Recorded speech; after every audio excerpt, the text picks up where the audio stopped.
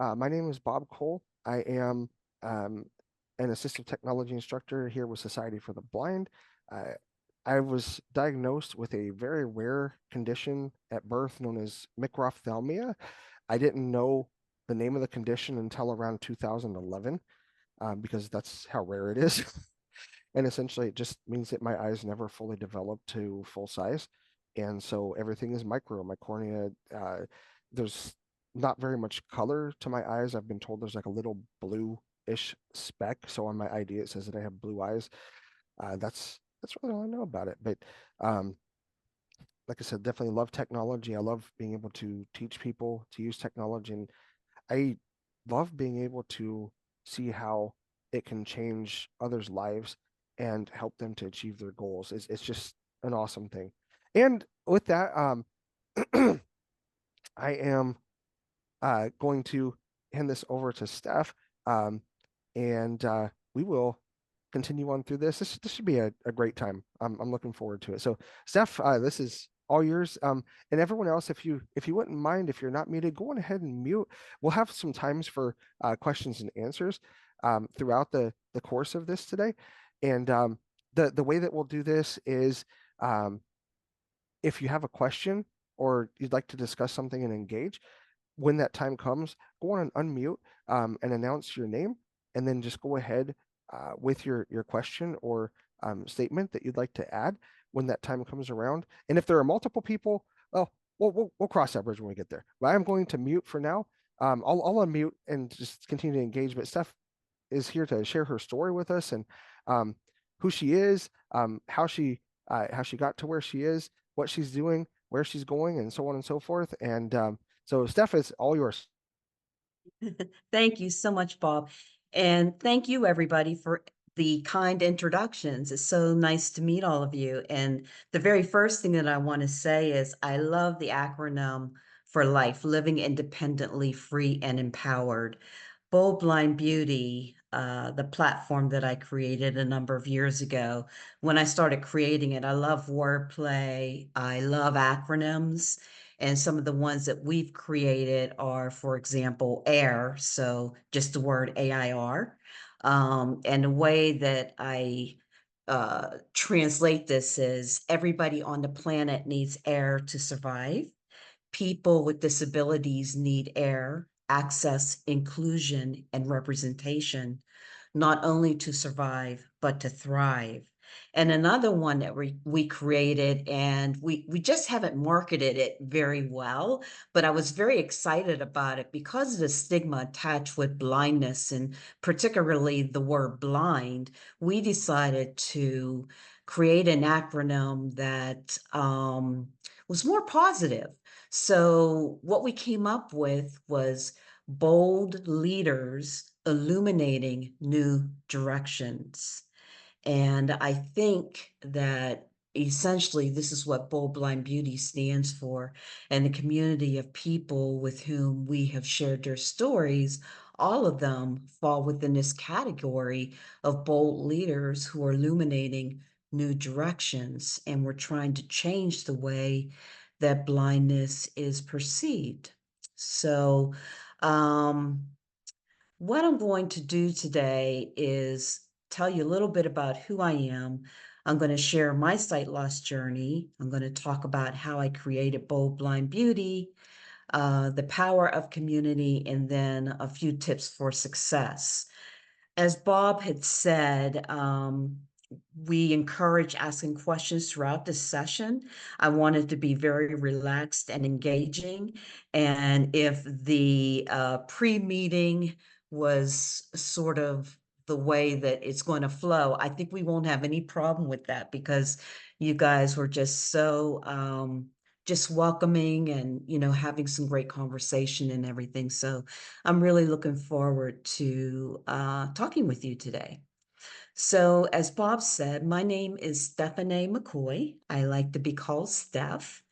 I'm a 64-year-old medium brown skinned Black woman. I have short, dark hair now, today. I love wearing wigs, so I switch out my hair from time to time.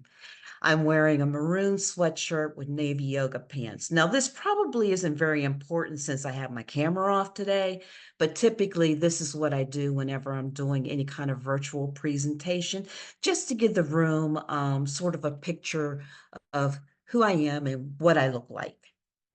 So, as Bob also said, I'm the founder of Bold Blind Beauty. Bold Blind Beauty is an advocacy platform that demystifies blindness through storytelling. And I will be sharing a little bit more about this in a short minute. So, I'm an intensely focused, introverted creative who has always been passionate about social justice. I'm also a mom to 3 adult sons and a Gigi to 3 grandchildren. When I lost my sight later in life, my confidence level really it just dropped, and I struggled to come to terms with my life as a blind woman. At the time I lost my sight, I was working at Deloitte, one of the big four accounting firms, and I had just received a fabulous promotion. I had gotten married. I bought a home. And, blindness really didn't fit within my game plan. So it just sort of caught me off guard. My journey began very suddenly in 2005, and it spanned 4 years before I was diagnosed legally blind. What had happened, I came home as I did every day and went to the bathroom to take out my contact lenses. I took out my right contact lens, and as I'm looking in the mirror, my face disappeared.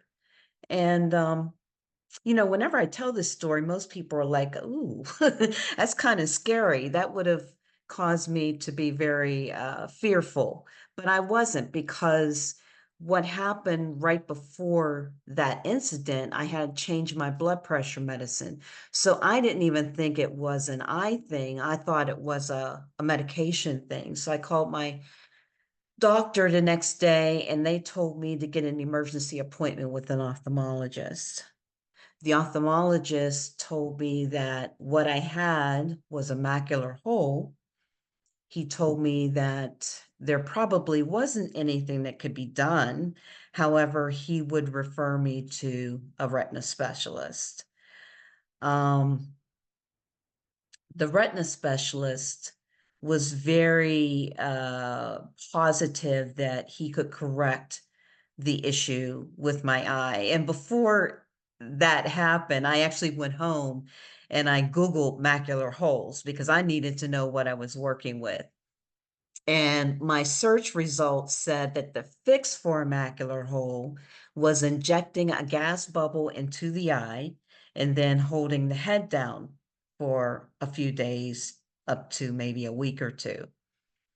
And the thought of having a gas bubble injected to my eye just really creeped me out. So I determined, now keep in mind, I have no medical degree. I don't know anything about medicine, but I determined that this was not what I had, that they made a mistake because I was just so fearful of having this done. But when I went to the retina specialist and he was explaining to me what he was going to do to fix the macular hole, he said, "So I'm gonna inject a gas bubble into your eye, and then you're gonna have to keep your head down for a couple weeks." And I just looked at him and said, "Okay, all right, let's do it." Because, you know, this was an opportunity to save my sight. The eye that had the macular hole in it, I only would have noticed it with my other eye shut because I was so severely myopic, which means I had severe nearsightedness. I wouldn't have noticed any difference anyway, unless, I had a corrective lens in the affective eye and the other eye was closed. So the whole process, the diagnosis, it led me down a path of several surgeries. The first surgery didn't take, so then I had to have it redone later in the year. And it was more than a couple of weeks to keep my head down. The second time I had to do it, I think I had to keep my head down for a month, maybe a little bit longer, because we wanted to make for, sure, certainty, with a certainty that it would work the second time around. And it did. And I knew it did because I was able to gradually see license plates, like when I was driving. Here in Pennsylvania, I'm not sure about other states, but here in Pennsylvania, it is legal to drive with one eye. So I had one good eye as long as I had my contact or my eyeglasses on, and it worked out fine that second go around. The problem was about a year or so later, I noticed when I was working a little issue with my remaining eye, my right eye. And so I go in to see a doctor, an ophthalmologist, and they told me that it was an epiretinal membrane, which is, there's another word for it and has the macular word in it, but I can't recall what it is right now. But I asked the doctor if it could turn into a macular hole. She told me no. But a week to the day, I was looking at a digital clock with red numbers and they disappeared right before my eyes. And I knew then that it was another macular hole. So, long story short, I had a number of surgeries. I had a detached retina in my left eye. The holes would keep opening up. I would have to keep having surgeries to fix them. My last vitrectomy, that's what they're called, left me with bleeding at the back of my right eye. The doctor was able to fix it with a shot of Avastin, which is something that they typically give to cancer patients, but it worked. However, it stole the rest of my sight in my right eye. So today, I'm left with eyesight that can only be measured by finger counting or hand waving. And I'll tell you, it was really, really hard. Losing eyesight is never easy, but losing it after the privilege of seeing for a lifetime is devastating. And I was devastated. Here I was still working, and thankfully my job was extremely supportive. They gave me all the tools that I needed to continue working. The first thing I had was Zoom text, and quite honestly, I really didn't know how to use it. I knew how to use the magnification and changing the colors and different things, but I didn't know all of the ins and outs until someone came from the Bureau of Blindness and Vision Services who showed me how to really fully make use of it. He was also the same person who introduced me to bump dots. He showed me, well, didn't show me, he brought me a CCTV. He gave me a handheld magnifier. I mean, all the tools of the trade were given to me on my job so that I could keep working. The other thing that he had suggested to me was that I began using a white cane. And I remember saying to him, look, I can't see, but it's not like I need a white cane. And I said, using a white cane is going to put a target on my back. I work downtown Pittsburgh. I cannot walk the streets of Pittsburgh with a white cane. That just can't happen. And he tried to encourage me to do it. I did take lessons, but then I promptly put the cane away in my closet for a few years until I almost got hit by a car, and then I changed my mind. But back to my company, they were so supportive. They even um, were encouraging to me when I became an outspoken advocate for blindness awareness. And what I did was I partnered with the Foundation Fighting Blindness, and I helped them with some members of my business team. Over a 3-year period, we raised $10,000 for the Foundation Fighting Blindness. And interestingly enough, even my local blind group, I had some of them on as members of my team. So that was really kind of cool. But what led me to creating Bold Blind Beauty was, and I know I'm going to be preaching to the choir here, but it was mainly three main things. It was about what blindness is, how it presents itself, and most importantly, the capabilities of blind people. You know, when I had to start using the white cane and I was walking around downtown, I would still wear heels. I would be dressed in my business attire. I had on makeup and everything. I would hear comments from people. If not, you know, some people would come up to me and just flat out ask me, hey, it looks like you can see, you know, why are you using that white cane? And I got it. I mean, people are curious about the things that they don't understand. Um, while sometimes it can be annoying because we do this gig, uh, you know, 24/7, 365 days a year. But it's important to remember that for people who don't share our experience, they don't understand unless we can help them to understand. So while I might have been annoyed or slightly annoyed at times, I felt like I really needed to address some of these issues. At the same time, because I had become a member of our Pennsylvania Council of the Blind, I was asked to speak to a group of blind women about how to apply makeup. Now, I was still new to sight loss, and here I am being asked to speak to blind women about putting on makeup.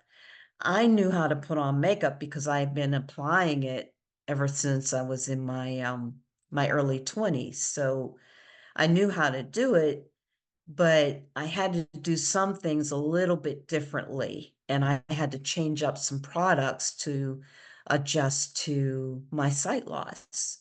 So the first thing I did was search online for information on blindness and makeup and beauty and those types of things. And lo and behold, I couldn't find anything back then.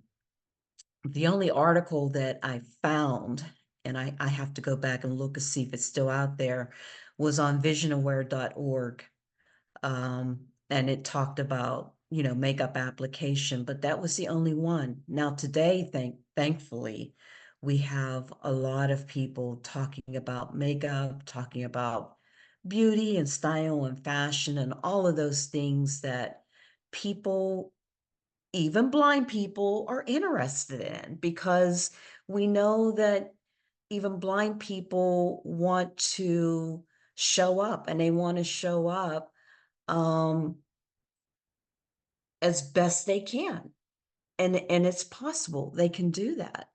So, you know, the mission behind Bold Blind Beauty, it's rather broad, but it's one that I felt really represented who I am and what I believe in. The mission is to improve humanity by changing the way we perceive one another. It's very broad, and it's intentional because I believe that not just changing perceptions about blindness, but changing perceptions about people who are different. All of us are unique individuals. And once we allow ourselves to listen to people's stories and get to know them, that's when our world opens up and we begin to see things a little bit differently. Interestingly enough, when I created Bold Blind Beauty, the majority of my followers were sighted people. The content was about blindness, and it was about, you know, changing these perceptions. But because we did it in a way that talked about beauty from a deeper perspective, the lessons that were shared were applicable to everyone. They were universal. So all of these sighted people were following Bold Blind Beauty and helping to build this wonderful community that has since become not just a blog, but it's really it's it is an advocacy platform, but it's just so much bigger than what I ever expected it to be. We now have a podcast. We're on social media, we're on YouTube. And so we have these different avenues where people can connect with us and share their stories. Um, you know, when I started using the white cane, one of the things that I did initially was, the standard cane, the red and white cane. I felt funny about it. And so I know what that was. I had to name it. It was the stigma that was attached to it. So I found out that there were canes that I could get that were different colors. So I started getting different colored canes like to match my outfits and stuff. And today I have these blinged out canes. So they're beautiful canes that have crystals from top to bottom. And you can actually have the canes made like the standard white cane where you have the white up top and the red at the bottom if you so desire, or you can have it be a full color like a red cane or a blue cane, whatever color that you know, suit your fancy. For me, because it is such a personal experience, I felt, if I'm gonna have to live this blind life, I'm going to do it my way. And it worked for me. And I feel so much more confident when I'm walking down the street with my cane.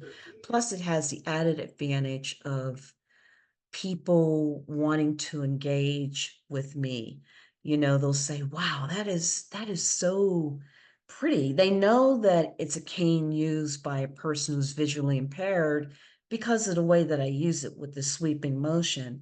But I also wear a pen most of the time, some of the time, that says low vision because I met a friend in Canada who created what she calls a Checkered Eye Project. So this pen is a checkered eye. It looks like an eyeball, but the iris looks like a soccer ball. So it's black and white checkers, hence the name checkered eye. And then around the outer rim of it, it says low vision in big bold letters. And it's on a white background. So it's black on a white background. And people who I'm interacting with in face-to-face communications, I can, point to the pen and say, look, I have trouble seeing. Can you tell me what's on the message board that, I can't read and they seem very understanding about that. Sometimes with the cane alone, especially when you're walking up to like a deli counter or something like that, they might not see your cane. So the pen helps to further identify the fact that I don't see very well. But I think that one of the most powerful things that I found, as I mentioned earlier on, is the power of community. When I found myself in this blindness state, um, my mental health was not very good. And I needed help, but I didn't know where to get that help. I tried to find a therapist who could resonate with my experience, but there wasn't any. So that's why I joined my local group here in Pittsburgh, um, which, of course, made me an automatic member of the Pennsylvania Council of the Blind. And, immersing myself within the blind community was one of the best things that I did because it allowed me to um, live independently free and empowered. Seeing other blind people And when I use the word blind, I mean the spectrum of blindness. So people all across the spectrum doing amazing things, not just the advocacy, which I think is critically important, but working and being fully immersed within our society. You know, it just let me know that I could do that too. I could do anything I wanted to do. I didn't have to allow my sight loss to become something that would hold me back. And I think as a matter of fact, it's something that has in some form set me free. Sure, I have to do things differently, as many of us do, but I just see things differently. I see people differently. I'm more accepting of people. Um, Not to say I wasn't accepting of people before, because, like I said, learning to accept people, especially people who are different from ourselves, I think is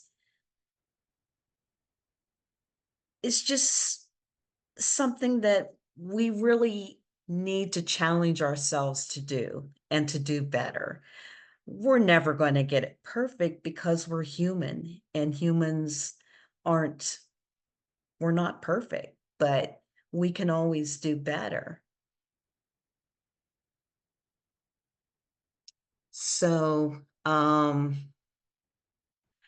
of the things that come to mind when I think about my success, and it's not just my success as a person who has lost their sight, but even before I lost my sight, is number one, listening.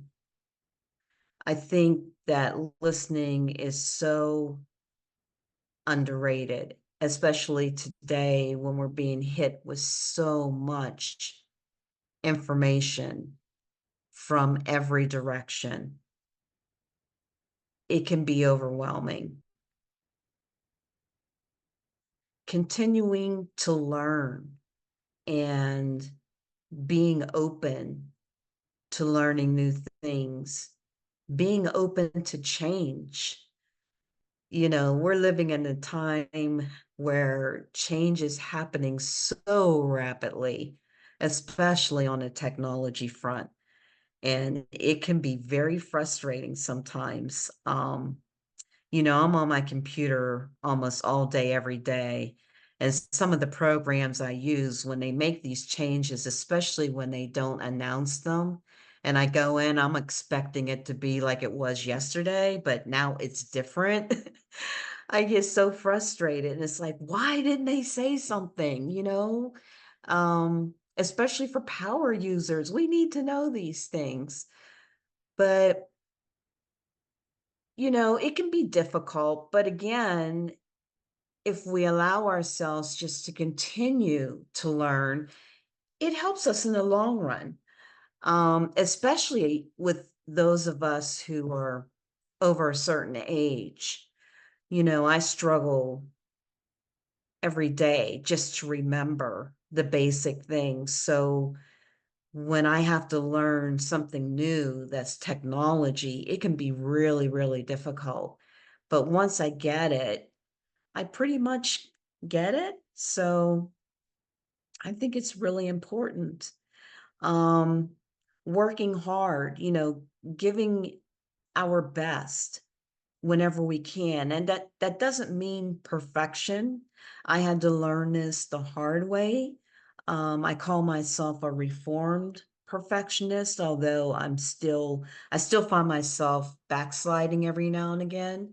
But perfectionism can really hold us back because we're so busy spending so much time trying to perfect something when really perfection, it's it's something that really isn't even real, because in our minds, we're thinking, "Oh, if we get it to this point, then it's gonna be perfect," but it's always gonna be some further out goal. So, at some point, we just have to say, "You know what? This is good enough. I've given my best, and this is good enough."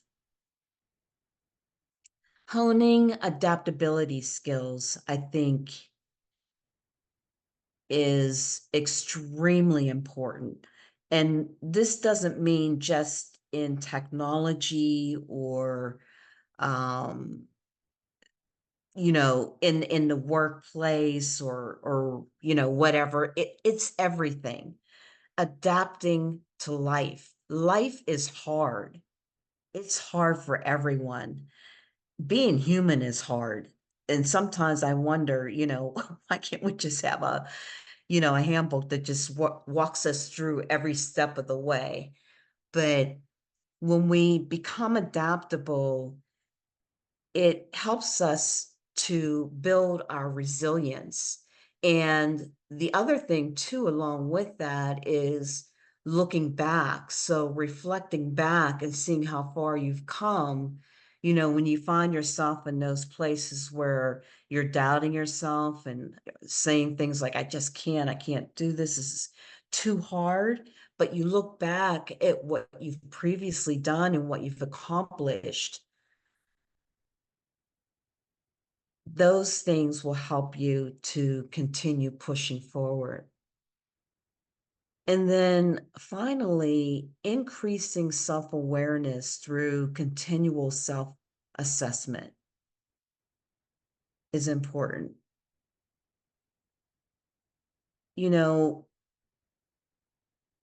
we can go through life without being self aware, but I think it just makes it really difficult. And honestly, I wouldn't even know how to do that because I've always have been big on self-assessments. When I was working, in my regular jobs, I would do them like once a quarter or so. Now that I'm doing Bold Blind Beauty, I think I do it more frequently. It's not as formal as it used to be, but I just want to make sure that I'm on the right track. And the only way for me to do that is to continually do these self-assessments. So I do that all the time just to keep myself honest. I think the greatest challenges that all of us here who are on the blindness spectrum face are the societal barriers and the stereotypes, and of course, the misconceptions about blindness. But I believe that transformation within these barriers, these systemic barriers, that they can happen with air, access, inclusion, and representation. Together, let's continue to break barriers by improving humanity, by changing the way we perceive one another.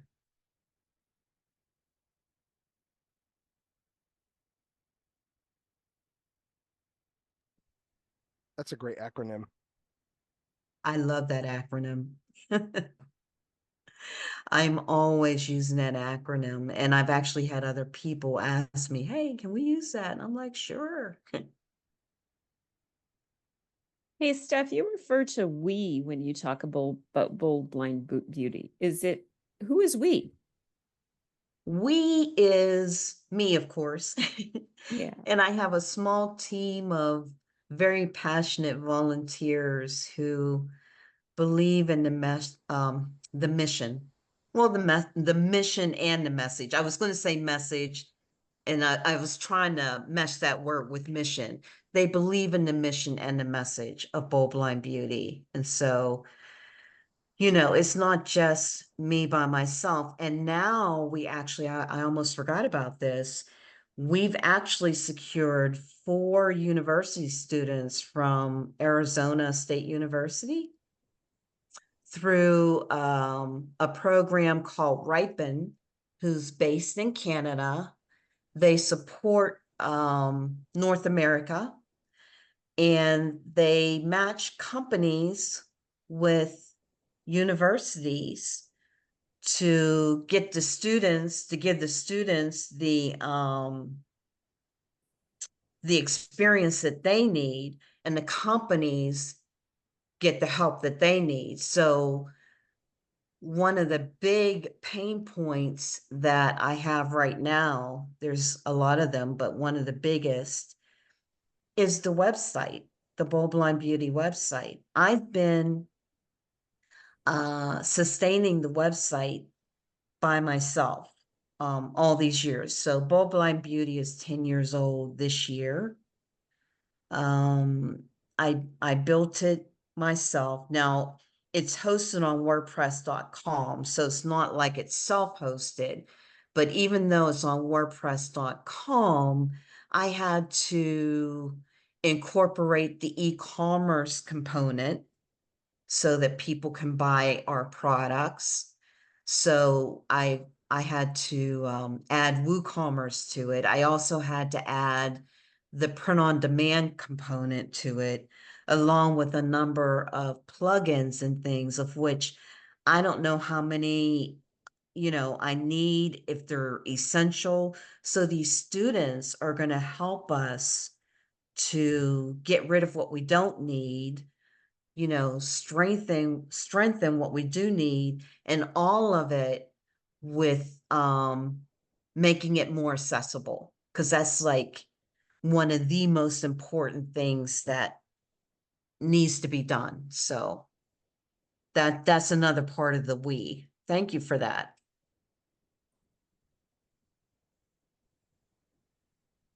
Yeah, and if anybody else has any questions, definitely feel free to unmute yourself and just let us know who you are so that everyone who's listening will be able to know as well. And go ahead and shoot your question. I have a question. This is Roberta, and I would like to know, where do you get the colored canes for my vainness? Oh, Roberta, I love that question. So I get the color canes. I get the color canes from Ambutech. They're based in Canada, Okay. and you can customize the canes any way you want, Because any way your heart desires. I did think about having my daughter bedazzle my cane because I really hate it, and it's just I want to become at one with it. I even named her. I named it so that I could become at one with it, so I wouldn't be so angry at it. Yes. Yes. My canes name, I have a silver one and a gold one. So the bedazzled ones you can get from, it's called Glam Canes. Okay. And they are custom made by a young woman named Lachi, Lachi. She has been all over social media and everything. She was on the Grammys, and she's on PBS. She's just really just taken off. She's a musical artist, but she makes these glam canes that are just beautiful. So my silver cane's name is Simone.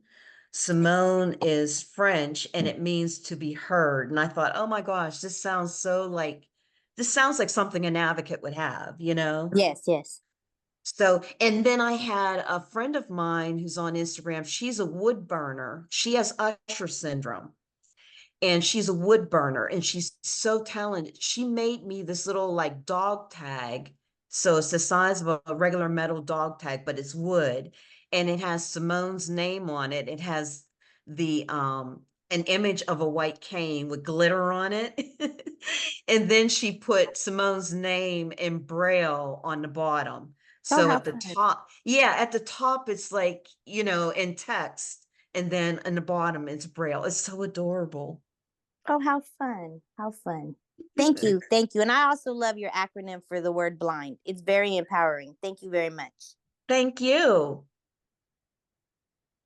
And Randy is posting some links in the chat. I'm very thankful for that. I'm going to get those together for anybody who's interested. What I can do is send them out to all of the instructors on the core team, such as Checkered Eye, Ambutech. I actually have ordered canes from Ambutech. The let's see. I think it was the Glam cane that you put in there as Yeah, well. Glam Canes. Yes. Yeah. And so It's all just, I think it's just glamcanes.com. got it. And so what I'll do is I can get those links together in an email, send them out to the instructors, and then they could send them out your way if you're interested. Yes. Hey, I've been sending those links just to you. Do you Oh, want me to put them to everybody, you or know, actually, no, that's we can just do it that way because sometimes the chat, especially with links, is a bit finicky gotcha? in Zoom. So what I'll do Okay. is at the end of the meeting, I'm just going to save a transcript of the chat, and then I can just copy those links and then email them out. Okay, cool. Thank I you. appreciate you doing that. So you send it to me also. Oh yeah, yeah. This Now, did you mention that you're a student as well, or? student, yes. Okay. Now, let's see. And I'm sorry again because my memory. And your instructor, who's your instructor? This is Diana Lynn. Oh, it's Diana. I'm sorry. See, I'm just like, I don't know. The voices are different in Zoom versus over the phone. So, oh yeah, I will definitely send that to you. So to my students, I can send that email out directly to you, but I'll also send it out to the other instructors for any other students who are interested, and we'll make sure to get those links out to you. So I got more questions, Steph, if nobody else is asking. I have a Oh, question. Sam again. So when did you leave Deloitte? I left Deloitte in 2013. And actually what happened, our director who was out on the West Coast, he came to visit us in January of that year. He pulled half of our group into a conference room and told us we were being decommissioned. And what was funny about that, other than the word, because people were looking around like, what does that mean? So my friend, when we were leaving the meeting, she's like, Steph, what does that mean? What happened? I said, well, essentially we're fired. I said, but the good news is we had until June of that year to get our affairs in order.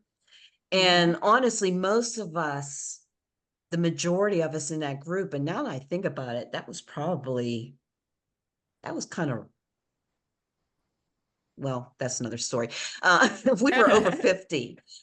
We were over 50. So you see where I'm going. It's like, wait a minute. Because I remember one of my my coordinators, she said, you know, it's going to be so hard to find a job, you know, nobody's going to want to hire us, you know. I'm always a great believer in possibilities, and my thing was, sure, we're going to be able to get jobs. I didn't want to get a job because I was done. The director had pulled me aside and told me that they were willing to offer me a position in Atlanta, and I turned it down because I really wanted to do my advocacy. That meant more to me than anything. And I had taken a year and a half to research how to even do a blog and stuff before, you know, we were downsized. So because I was already over 50, I'd been there more than 10 years, I went into automatic retirement. So it actually worked out, you know, well for me. I was able to, you know, just do what I wanted to do. And what you do now, does it take up how many hours a week?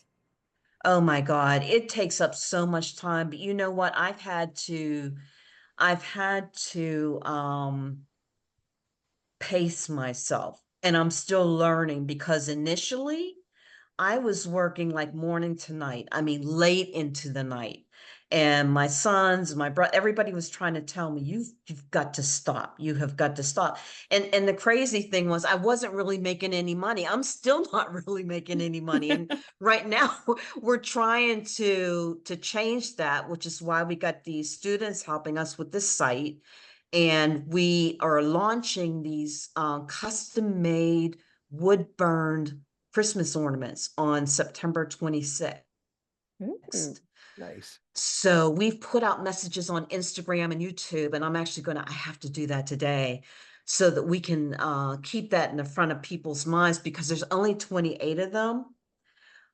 So once they're gone, they're gone.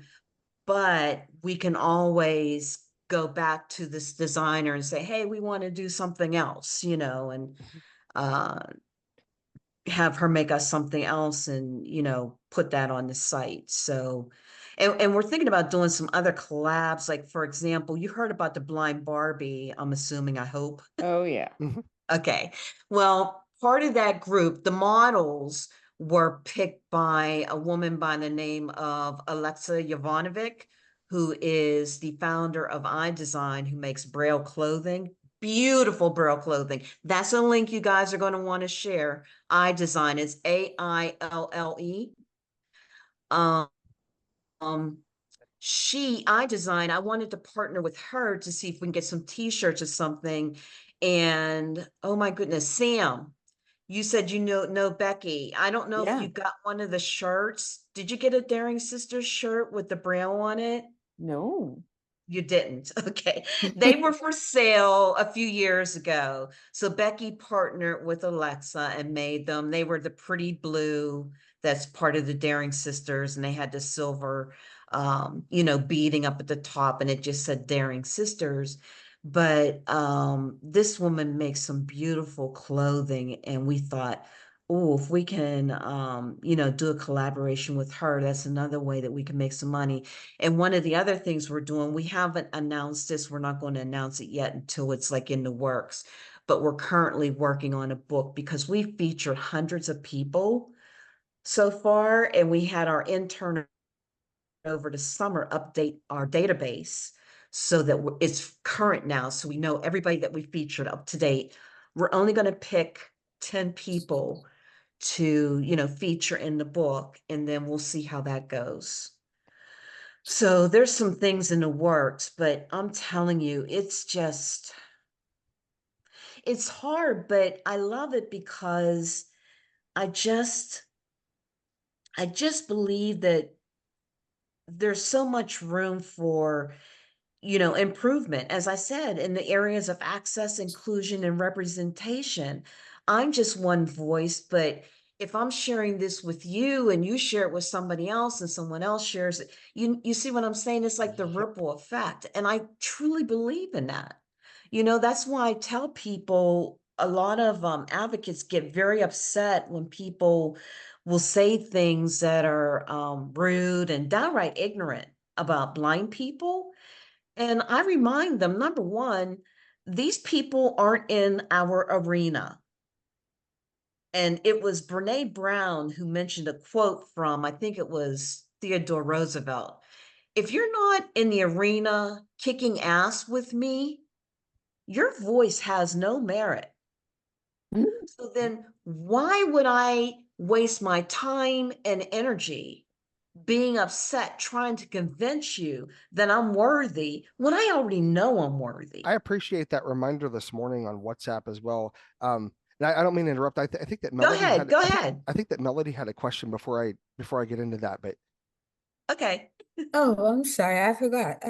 No, this is Melody. I understand how you feel. I just lost my vision. It's about 4 years, and it is hard when, especially when you're over 40 and you had vision all your life.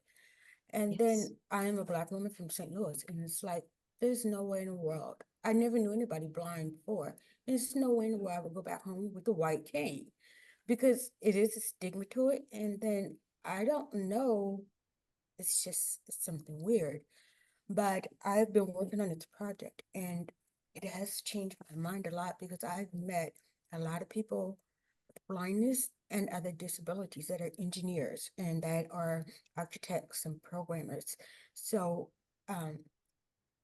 I tell people I don't mean any offense by it, but when I lost my vision, I thought there was no life without vision. But as I learn more, I know that it is.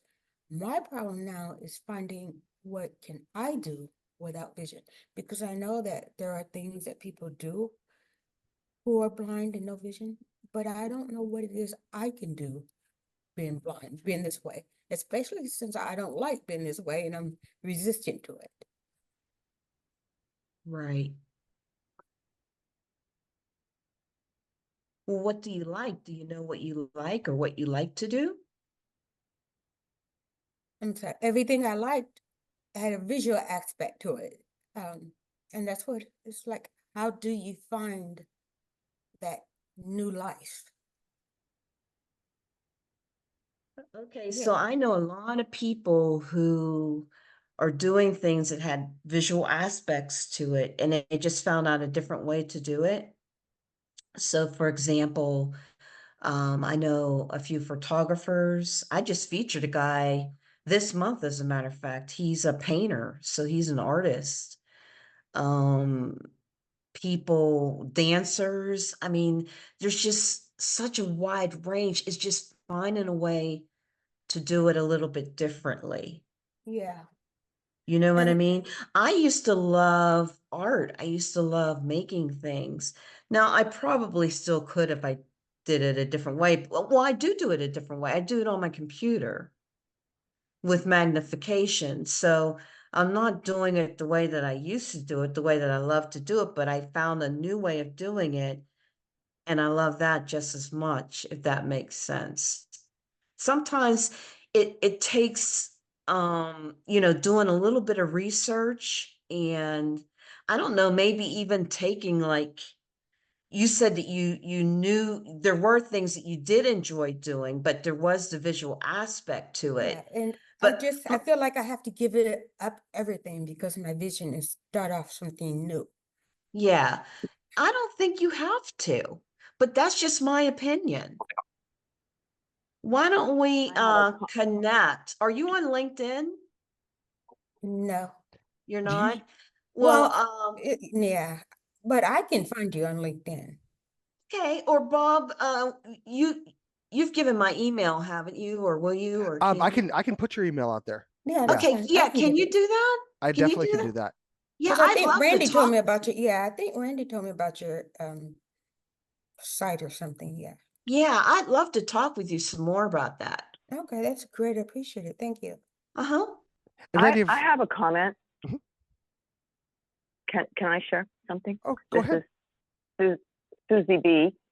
Yeah, I don't have a specific answer to what you brought up about, but you're going through the transition, and it depends on how much vision you do have. But in my life, what I found, I was a teacher, and now my central vision is gone, and that's what we used to read.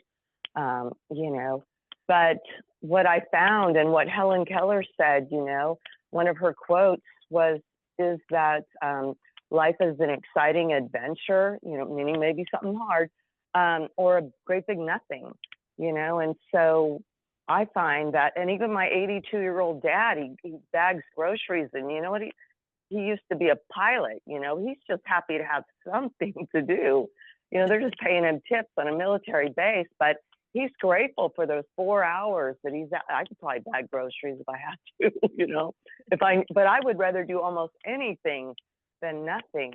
But I know if you're young and you're looking for a career, that's a whole different ballgame. But so I substitute teach, and I do it with all the aides. I even let little kids help each other, read that to me, and it's not too much pressure to be a teacher for one day and then I'm goodbye, I'll see you next time. But I do it, quite a bit. But I would rather do anything than nothing. But that's all I wanted to share. Thank you.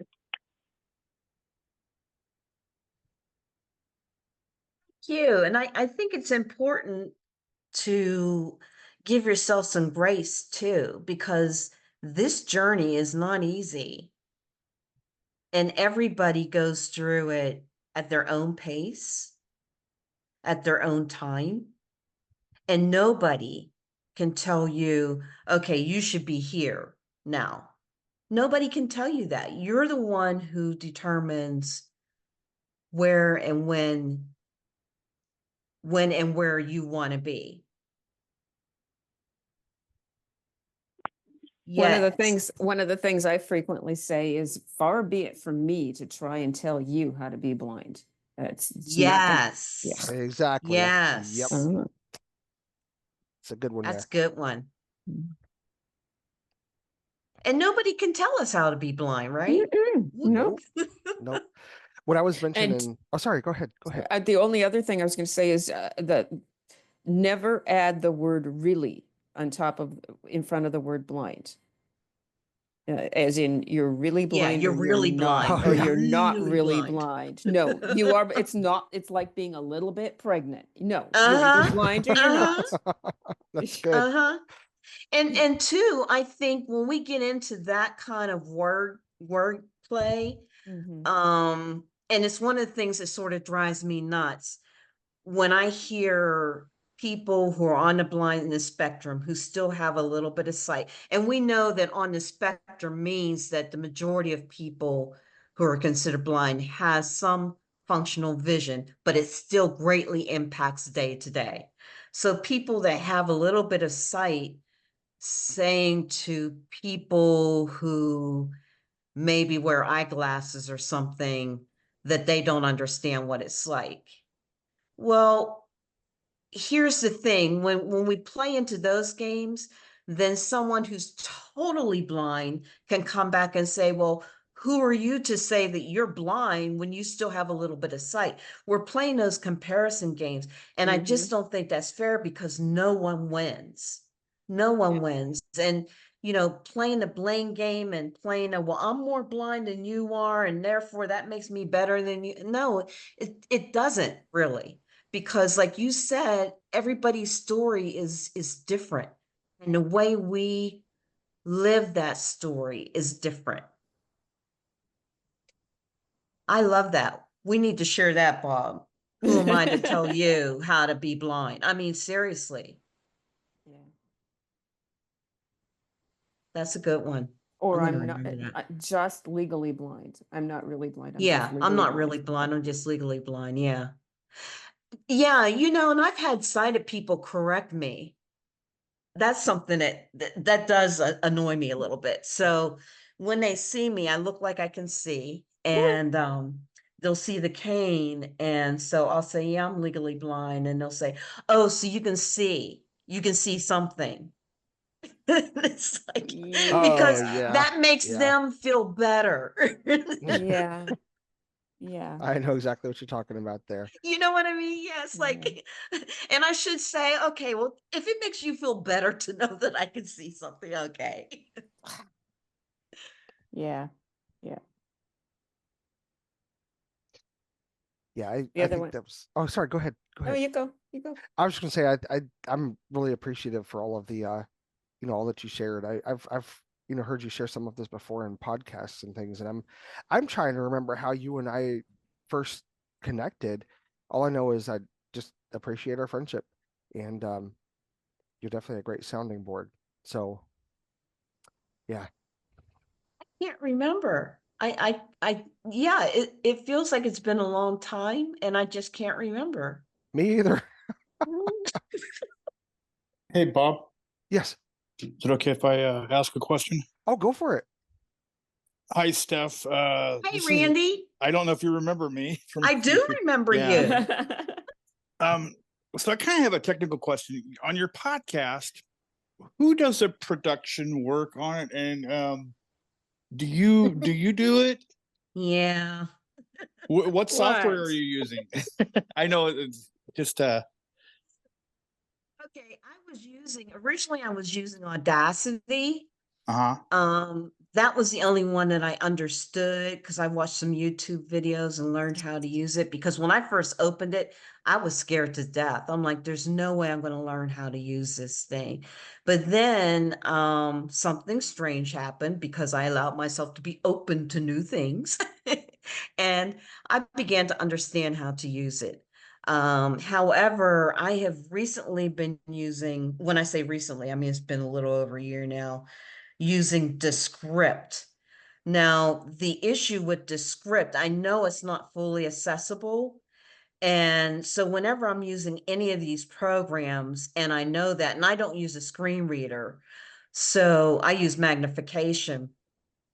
I do try to reach out to these companies, when I can, and I let them know, hey, I'm on the blindness spectrum, and this program really isn't accessible. And then I try to think of ways that could help them to make it more accessible, because you don't want to come up with a complaint and not have a solution.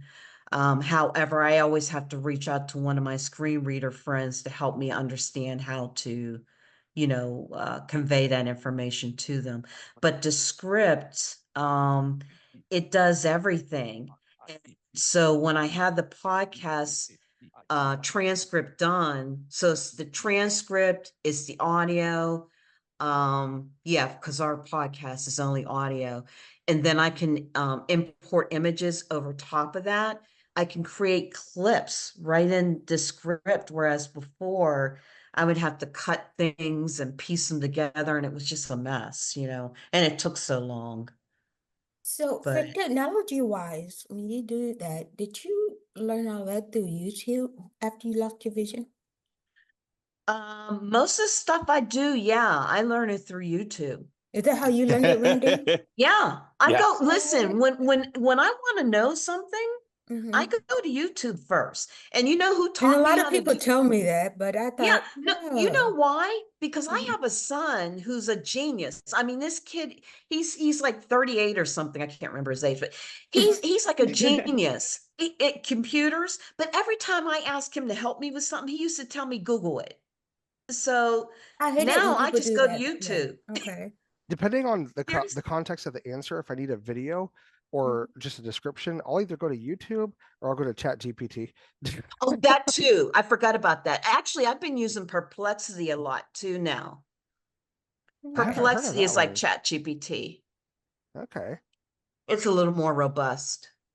That's interesting. Mm-hmm. Thank you. You're welcome. That was definitely some good questions there.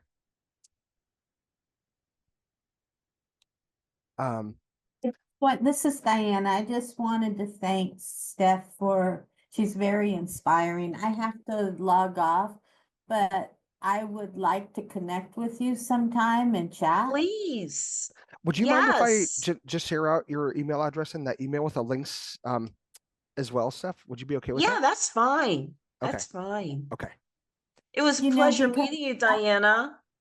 yeah, I've listened to everybody. I was basically forced to retire, and I'm 72 years old, and now I face no sight.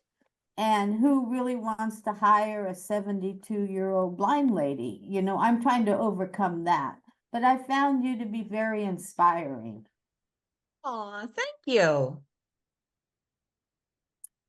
But I would like to sit and chat with you. Yeah, I would like that too. And I dare say what you just said made me angry. And I'm like, who would hire a 72-year-old lady? Well, we'll find somebody who will hire a 72-year-old lady, because regardless of where we are in our life, we still have value. And it was just last October, my work, basically, when they found out my diagnosis, they told me to go on FMLA for 3 months. And then my doctor declared me legally blind. And so I was basically forced to retire from them. And now I'm facing, what happens when the disability wears off, it expires, and you can't live on just Social Security. I'm at that panic place. I need to work, and I love to work. It's not that I'm not able to. I still do all kinds of things, but it's just very hard finding employment.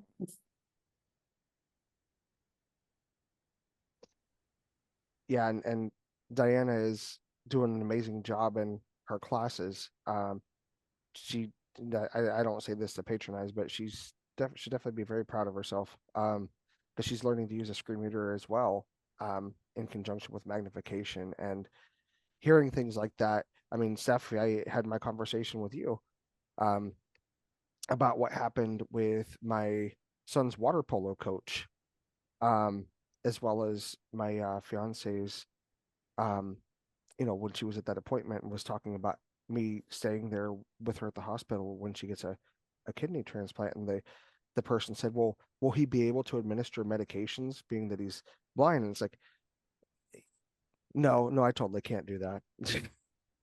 It's just Yeah. but the situation with the water polo coach, for everybody here, my 15-year-old plays on a water polo team.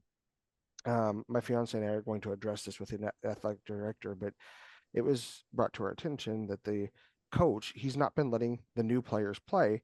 They were facing off against Lathrop's water polo team last week, and the coach made a statement, when they let their disabled player play, I'll let mine play. Mm-mm. And Mm-mm. so we're going to be going That's to the what I school, to the said. athletic director, Mm-mm. and we're going to be, I have a lot to say about that. So, Take it and to the district. yeah, and that's the thing, is that this is what advocacy is about, because this kind of thing should not be happening. And it's not about coming out and being violent. It's about us standing up and showing others that we are not less human simply because our eyes don't work or our legs don't work or something else along those lines. We are just as much human. We are just as capable. We're just as competent. We just do things in a different way, and we do not deserve to be, nor should we be, treated like we're less, because we're So not. how do you approach them? And unfortunately, we put up with it too much, and we Yeah. do step back and let things happen too often. Yep. Case in point, paratransit. No sighted person would sit around for 2 hours waiting for a ride. Yeah. Exactly. No, exactly. I have a question. So how do about you approach, I'm sorry, go ahead. I have a question about, this is Roberta. I have a question about being politically correct, because I have been told by a totally blind person that I can't say that I'm blind because I still have some vision. But then Stand when up I for say yourself. I'm legally blind, Mm-mm. then that's like, like what is politically correct? It's your identity. Who are you? And nobody else can tell you Yeah. what label you want to put on your identity. I've Mhm. seen this as well. A totally blind friend of mine was called ableist because by others in the blind community on Facebook. Be careful with Facebook groups, by the way, folks. There's can be a lot of drama in there. Yeah. But she's totally blind. She was called an ableist because she does not prefer to listen to movies with audio description. Yeah. When you Again, talk to who are somebody, you? how do you approach them? Because you get tired of having to repeat yourself, but again, sometimes people might not understand. So even when you go to the school, how do you approach them? And how do you teach your son how to approach them? Typically for me, number one, when it comes to blindness, I have a tiny bit of usable vision, not much, like 20 over 1,000. My definition, and I've seen a lot of different things on LinkedIn, on other social media platforms. For me, if my eyes don't function at quote normal capacity, I consider myself to be blind. Um, I can't see as other folks do. Everything is a blur to me. I can't see normal print or anything like that. And so I no longer use the term partially sighted. I just, my eyes don't function as they normally should. So I consider myself to be blind. Um, I use a screen reader more often than magnification. And the problem is some people are not receptive to that. And so sometimes if it comes to a point where it's toxic. Now in the school situation, this is where we're going to the athletic director, and we're going to be taking this. We're gonna do something about this. I'm not going to sit back and let this happen. But it's because of people like that I didn't join sports in school. Because of that mentality. And back then I was a lot more timid. Nowadays, I mean, I still have some barriers to get over, but nowadays I am a lot more prone to speak up. And we can still be professional. A lot of people look at the name calling and all this stuff. I don't like doing that. I like to approach things professionally and respectfully. But if they don't want to listen, or if they want to be disrespectful, if it's in a relational sense, like a friend or something, then I get to the point it's like I have to question, okay, is this somebody that I need to distance myself from because that then becomes toxic, and nobody should be crossing over your boundaries and treating you as less of a person because of who you are. And if they are, for me, it just comes to the point. It's like, okay, it's time to evaluate. Do I want to continue to foster this friendship or whatever the case is? If there's an opportunity to put someone at arm's length, even though it hurts, because it may be somebody you love, like family. Sometimes love has to distance itself, because when you're giving and giving, and all that you're getting back is toxicity for yourself, for your mental health, for your sanity, sometimes you have to distance yourself and not communicate as much with people who are going to just continue to throw out this toxicity and things along those lines. And so it's just one of those things that takes consideration and evaluation, at least from my perspective. Mhm. To be I identified clear, with your story because when my children were in high school, or in junior high and high school, that I wouldn't use the cane. I'm barely starting to use the cane now, but I wouldn't use the cane because I don't want my kids to get teased. And so therefore I'm over there tripping over stuff and falling over stuff because I don't want them to get teased. Oh, I get it. and see that right there, that comment you made, another influencer said the other day that most people will never meet another blind person. I disagree with them for this reason, the reason you just mentioned, because of the stigma attached to blindness. There are many people that we run into on the daily Mm-hmm. are probably blind, but Mm-hmm. they're not going to let anybody know it because Mhm. why? For the reasons that you outlined. I did it. Yeah. I I did did it too. myself. I did it as So well. And I do it. yeah. Yeah. Yeah, I've gotten I a lot. appreciate all of you. Thank you for making me feel so normal. Thank you. I Well, really do appreciate you guys. that's the thing, is we are normal. We just do things in different ways. Yes. And whether people want to own up to it or not, every single person in this world, nobody is perfect, but there are people living Nope. with invisible illnesses that they they aren't seen, but all of us are dealing with something. But the ones who tend to collaborate and work toward common goals and things are the ones who acknowledge it, who are working through accepting it. But it's a process. It's an ongoing process. And I learned this from the pastor at the church that my fiance and I go to, because he lost his wife about uh 21 months ago. And we are going through a grieving process. My son, he scored his first goal at a water polo game last week.